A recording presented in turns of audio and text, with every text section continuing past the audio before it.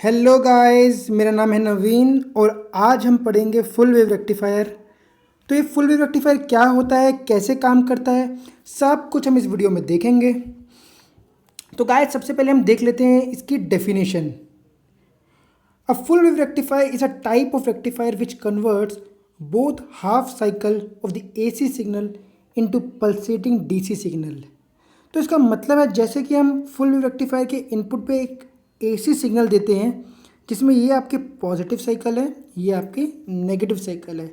तो ये full wave rectifier इस एसी साइकिल को पल्सेटिंग डीसी में कन्वर्ट करता है। ओके एंड गाइस एक चीज़ नोट कीजिए, जो ये पल्सेटिंग डीसी होता है that is different from DC signal. This pulsating DC signal has both AC plus DC component and DC signal has only DC component. Okay and जैसे कि आप नीचे एक फिगर देख रहे हैं, ये एक centre tapped full wave rectifier की फिगर है। तो इसे सेंटर टैप्ड क्यों कहते हैं? पहले तो हम ये समझेंगे कि इसको सेंटर टैप्ड क्यों कहा जाता है। तो जैसे कि अभी फिगर देख रहे हैं, इसमें जो ये ट्रांसफॉर्मर है, इसकी जो सेकेंडरी वाइंडिंग है, इस पे हमने इसको सेंटर से टैप किया हुआ है, मतलब हमने इसको सेंटर से ग्राउंड कर दिया है, इसीलिए हम इसको सेंटर टैप कहते हैं। एंड फुल वेव क्यों कहते हैं ये आगे हम देखेंगे, मैं आपको और क्लैरिफाई करूँगा कि इसे हम फुल वेव क्यों कहते हैं। ओके इससे पहले हम इसकी फिगर को समझ लेते हैं, इसकी जो ये डायग्राम है इसको हम ढंग से समझ लेते हैं कि जो कंपोनेंट्स लगे हुए हैं, क्या लगे हुए हैं, क्यों लगे हुए हैं। ओके तो ये आपका एक स्टेप डाउन ट्रांसफार्मर है जो आपकी वोल्टेज को स्टेप डाउन करता है। मान लो आप यहाँ पे 220 वोल्ट दे रहे हैं, तो ये हमें जो ट्रांसफार्मर है ये वोल्टेज को स्टेप डाउन करके देगा। लेट्स से यहाँ पे हमको मिलेगी 110 वोल्ट। ओके और इसी तरह इसकी जो ये प्राइमरी वाइंडिंग है, ये सेकेंडरी वाइंडिंग है जिसको हमने सेंटर से टैप कर दिया है, मतलब ग्राउंड कर दिया है। और इस प्राइमरी वाइंडिंग के हमने इनपुट पे लगाया है एक एसी सोर्स, और हमने यहाँ पे इस सेकेंडरी वाइंडिंग के इस साइड लगाया है 2 डायोड लगाए हैं जो हमारे दोनों आइडियल डायोड हैं, और यहाँ पे हमने लगाया है एक लोड रजिस्टर। ओके एंड ठीक है गाइज, तो हम गाइज इसकी जो फुल वेव रेक्टिफायर की जो वर्किंग है हम इसको 2 साइकिल में पढ़ेंगे। एक पढ़ेंगे हम पॉजिटिव साइकिल में, एक पढ़ेंगे हम नेगेटिव साइकिल में। हम दोनों में देखेंगे कि पॉजिटिव साइकिल में क्या इफेक्ट होता है, क्या लोड पे हमारे पास आउटपुट आता है, और नेगेटिव साइकिल में क्या आउटपुट आता है। दोनों हम स्टडी करेंगे, इंडिविजुअली हम स्टडी करेंगे। ओके तो positive half cycle of the AC source. तो positive half cycle of AC source में क्या होगा, जैसे कि ये हमारा इनपुट है, इसमें हमने एक एसी सिग्नल दिया, ये पॉजिटिव साइकिल, ये नेगेटिव साइकिल। ओके तो इस सेंटर टैप्ड करने से हमें क्या मिलता है, आउटपुट क्या मिलता है। जब भी हम इस सेकेंडरी वाइंडिंग को सेंटर टैप करते हैं तो जिसका ए टर्मिनल है और इसका बी टर्मिनल पे जो वेव आती है उनका मैग्नीट्यूड सेम होता है, but they are opposite in sign. Okay जैसे कि लेट्स से ए टर्मिनल पे हमें ये वेव मिली। ओके तो इसी तरीके से बी टर्मिनल पे हमको सेम मैग्नीट्यूड की वेव मिलेगी, but that is of opposite sign, means 180 degree phase shift, like this. A terminal पे हमें ऐसा आउटपुट मिलेगा और बी टर्मिनल पे हमें ऐसी वेव मिलेगी जब हम इनपुट पे एक एसी सिग्नल देंगे। ओके तो अब हम पहले पॉजिटिव साइकिल को स्टडी करते हैं, मतलब कि जब हम इनपुट पे ये पॉजिटिव साइकिल देते हैं इस हाफ टाइम पीरियड के लिए, तो हमें इस ए टर्मिनल पे इस हाफ टाइम पीरियड के लिए ये शेप मिलती है, ये आउटपुट मिलता है, और इस बी टर्मिनल पे हमें इस हाफ वेव के लिए ये आउटपुट मिलता है, नेगेटिव वेव मिलती है। ओके तो क्या हुआ, ये डायोड D1 आपका, ये डायोड D2 है। तो क्या होगा, इस डायोड के पी टर्मिनल पे हमें पॉजिटिव, जैसे कि आप देख रहे हैं पॉजिटिव वेव है, पॉजिटिव आउटपुट मिलेगा, यहाँ पे नेगेटिव हो जाएगा। इसी तरीके से हमें जो नीचे वाला डायोड है इसके पी टर्मिनल पे हमें नेगेटिव आउटपुट मिलेगा और यहाँ पे हमारा हो जाएगा पॉजिटिव। और जैसे कि हम जानते हैं कि ये डायोड अब फॉरवर्ड बायस्ड हो गया, because at P terminal we are getting positive and at P terminal we are getting negative, so this diode will get reverse bias. And as we know that ideal diode in a forward bias will work as short circuit and an ideal diode in a reversed mode will work as open circuit. तो guys final output क्या होगा, जैसे कि मैंने आपको figure में करके भी दिखाया हुआ है, इस वाले डायोड को मैंने लाइट कर दिया है, इसका मतलब है ये डायोड ओपन हो गया है, ये अब ओपन हो चुकी है वायर, और ये डायोड हो गया हमारा शॉर्ट। ओके, तो क्या होगा, हमारे पास ये क्लोज लूप बनेगा, तो करंट इसमें से ही फ्लो करेगा, ये वाली लाइन हमारी ओपन हो जाएगी, इसलिए जो सारा करंट है वो इसी में से फ्लो करेगा। जैसे कि मैंने आपको यहाँ पे during positive half cycle current flow करके भी दिखाया हुआ है।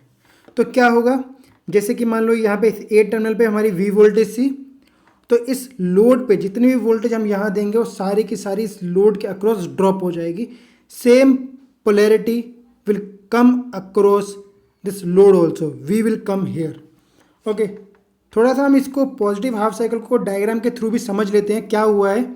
ओके, हम कंबाइंड वे में पढ़ेंगे आगे, पहले इस हम पॉजिटिव हाफ साइकिल को डायग्राम के थ्रू देख लेते हैं। क्या हुआ है कि हमने यहाँ पे एसी साइकिल दिया है, यहाँ पे ये पॉजिटिव साइकिल है आपकी, पॉजिटिव साइकिल के लिए पढ़ रहे हैं।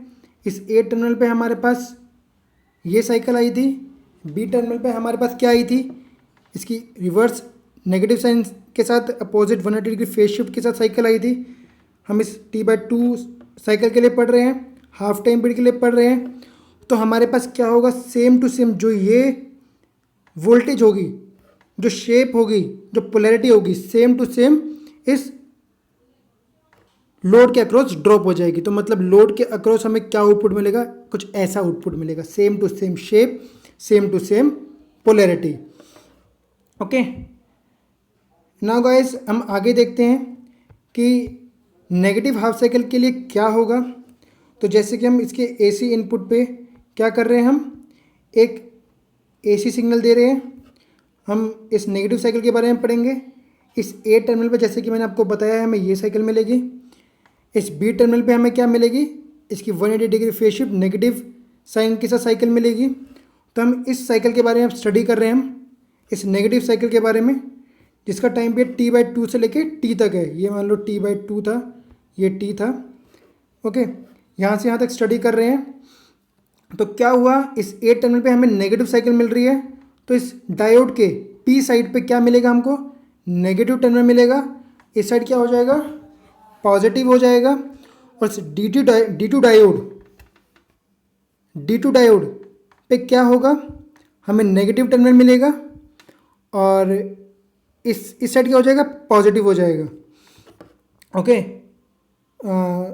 तो हमें फाइनली इक्विवेलेंट सर्किट क्या मिलेगा, जैसे कि मैंने फिगर थोड़ी वो ले ली है। ओके, तो हमें फाइनल आउटपुट क्या मिलेगा, तो मैं आपको बना के दिखाता हूँ क्या होगा। तो यहाँ पे क्या आया हमारे पास, नेगेटिव आया था, यहाँ आया था पॉजिटिव, यहाँ आया था पॉजिटिव, ये आया था नेगेटिव। तो ये डायोड क्या हो गया हमारा, सॉरी ये हो गया पॉजिटिव, ये हो गया पॉजिटिव, ये हो गया नेगेटिव, ये हो गया नेगेटिव, ये हो गया पॉजिटिव। तो क्या हुआ, ये डायोड क्या हो गया हमारा, शॉर्ट सर्किट हो गया। ये डायोड हो गया हमारा रिवर्स बायस्ड हो गया, सॉरी मीन्स ये this is forward bias and this is reverse bias, and as we know in reverse bias it will work as open circuit and in forward bias it will work as short circuit. Okay, तो अब होगा क्या, final हम इसका एक equivalent circuit देखते हैं। तो ये डायोड आपका ओपन हो जाएगा, ये डायोड आपका ओपन हो जाएगा, यहाँ से ये ओपन हो जाएगा आपका डायोड, यहाँ से, और ये डायोड आपका शॉर्ट हो जाएगा। तो क्या होगा, जितना भी करंट होगा इस डायोड के अक्रॉस फ्लो करेगा, और ये हमारा डायोड ओपन हो जाएगा। तो अब क्या होगा, जितना भी करंट होगा, जितनी भी वोल्टेज होगी, वो सारी की सारी इस लोड के अक्रॉस ड्रॉप हो जाएगी। तो अब जैसे कि हमने यहाँ V वोल्टेज दिया तो same to same V voltage इसके अक्रॉस ड्रॉप हो जाएगी। ओके, तो हम इसको थोड़ा डायग्राम के रूप मतलब मदद से समझते हैं कि हमें क्या हुआ है, क्या आउटपुट मिला है। मैं आपको एक डायग्राम की मदद से समझाता हूँ दोबारा। जैसे कि हमने यहाँ पे एक इनपुट दिया था, ये नेगेटिव साइकिल थी। हमारे पास यहाँ पे क्या आया था, ऐसी वेवफॉर्म आई थी, इसके बारे में स्टडी कर रहे हैं। बी टर्मिनल पे क्या आया, ऐसी वेवफॉर्म आई, ये वेवफॉर्म आई। तो जो वोल्टेज हमारे पास V यहाँ पे थी, जो ये वोल्टेज आई थी, सेम टू सेम इसके अक्रॉस ड्रॉप हो जाएगी। मतलब लोड के अक्रॉस ये मान लो 0 है, ये T/2 टाइम पीरियड है, ये T टाइम पीरियड है। तो T/2 से हम T तक के लिए पढ़ रहे हैं, इस हाफ साइकिल के लिए पढ़ रहे हैं, तो हमें कैसा आउटपुट मिलेगा, ऐसा आउटपुट मिलेगा। ओके, तो हम फाइनली इसको कंक्लूड करते हैं कि इसको समराइज करते हैं, दोनों इकट्ठे पढ़ते हैं कि हमें फाइनल आउटपुट क्या मिला है। ओके, जैसे कि हम देख रहे हैं फाइनल आउटपुट वेवफॉर्म है हमारी। इसमें हमने क्या किया, हमने इनपुट पे एक AC सिग्नल दिया, जिसमें हमने जब जो टोटल आउटपुट मिला था डायोड D1 के कारण, हमें पॉजिटिव साइकिल के कारण जो लोड पे जो ड्रॉप मिला था वो हमें कैसे मिला था, हमें लोड पे ड्रॉप पॉजिटिव के लिए हमें पॉजिटिव मिला था। ओके, इसी तरीके से हमें जब हमने नेगेटिव साइकिल दी थी तो मैं अभी आपको बताया कि हमें ऐसा आउटपुट मिला था लोड के अक्रॉस। तो इसी तरह same way next positive cycle आएगी तो हमें लोड पे इस पॉजिटिव वेव मिलेगी। जब हम नेगेटिव साइकिल देंगे इसी तरीके से हमें लोड पे ये पॉजिटिव साइकिल मिलेगी इस टाइम पीरियड के लिए।